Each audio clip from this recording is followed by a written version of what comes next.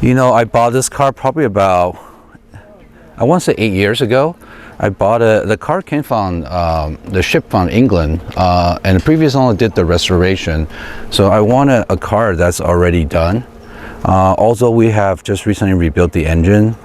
As much as I want to sell the car, I'm really looking forward to find the next caretaker for this car. It's a great car. It's the first generation Lotus Esprit. I'm a big James Bond fan, and when I was 8, I saw the car in the movie and I always wanted one. But not really knowing, owning the car will really spark a new passion of how fun these cars are. And they're very zippy. They're 2-liter engine, probably 150 horsepower, and they're just a blast to drive when they're done right. So again, we're looking for next caretaker, and hopefully we'll find somebody. I bought the car restored, right? And but at the same time, we did the regular maintenance with Claudius, Lotus, and they're the guys on the Leno show, and they really are the best guy to do this car because they're so familiar with the car.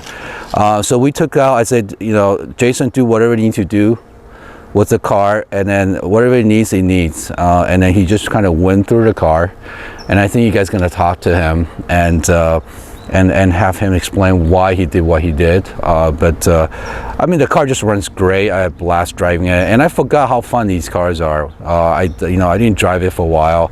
Only multiple cars. A lot of times, I don't get to enjoy every single car, and it's nice to be reintroduced to the car.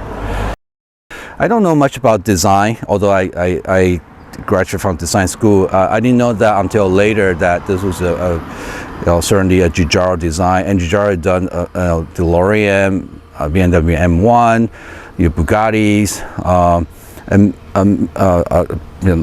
Maserati Bora. He had done amazing cars, and I think he kind of started this wedge movement, and I like wedge cars. I just think that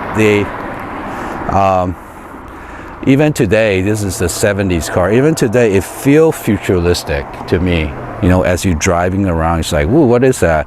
I have a lot of kids ask me, "Say, hey, Mister, is that a DeLorean car, Back to the Future?" I say, "Oh no, this is a Lotus." Obviously, people can still relate to the design, and as a designer, I always look for a lot of similarity in the design signatures, and this car and a lot of car Giugiaro design certainly has a lot of those signatures, and this is one of his early design. I think this car prototype was 1972, and that's what I enjoy. I mean, it's honestly, compared to a lot of Porsches, it may not be the best built, but sure is fun to drive. I think they make about 746 of these cars, and it's the cleanest line to me. It doesn't have a lot of larger bump. Nothing wrong with the later model. I just like the early clean models. Very small bumper. Everything fits really well. Nothing unnecessary. And it's very small inside, so sometimes I have to take off my shoes to drive it. So let's see how the pedals look. Pedal box. So you have the interior here, door cards, handbrake. And let me show you something really cool. Underneath here, there's a kill switch. Oh, really? So if you want to save your battery or you don't want people to know how to start the car, there's a kill switch right underneath the radio. That's interesting. That's very James Bond to me. So what can people expect if they bid on this and they buy it? What can they expect to get out of the car? What kind of feeling? What kind of experience? I do this. Again, this is a personal thing. I think it's great for Cars and Coffee on weekends, and we have shot some of those footage. And I think it's also great for rallies. Although some of the rallies are pre-74, but there are a few rallies that open to the 77, 78 cars. Now this is built in 1977, but it was delivered in 78, in January 12th, 2 days before my birthday.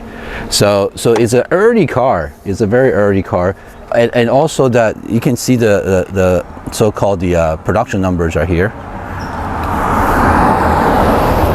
It's also on your so-called certificates of authenticity. Yeah, so my experience with older car, and I have few older cars. You know, I don't rush the process in the morning. I put the choke up, let the fuel pump listen to the fuel pump. I start the engine. I let the temperature goes to first gauge. And then I start driving, and I won't drive it hard at the beginning. I start, you know, warm my way to it. All the gasoline, I buy what is enough for the event, for the trip. I don't store anything in the fuel tank because they tend to eat up the fuel line. So I'm cautious on what I'm using. Obviously, the best is racing fuel, 100 octane. That's the best, but it's expensive, so not everybody do it. That being said, for this car, I'm watching the temperature. I'm watching my so-called oil tank, the water, so-called temperature, and the engine sound, smell of the engine. So I'm very in tune with the car, and that's, to me, that's part of a classic car ownership. And I'm alert. Well, the reason I'm selling it because I need more room. I bought the cars, and it's a growing pain. I would hate to just sell the car. I would like to find a next caretaker for the car. I also know that once I sell it, I won't be able to buy it back. It's one of those kind of have to move on.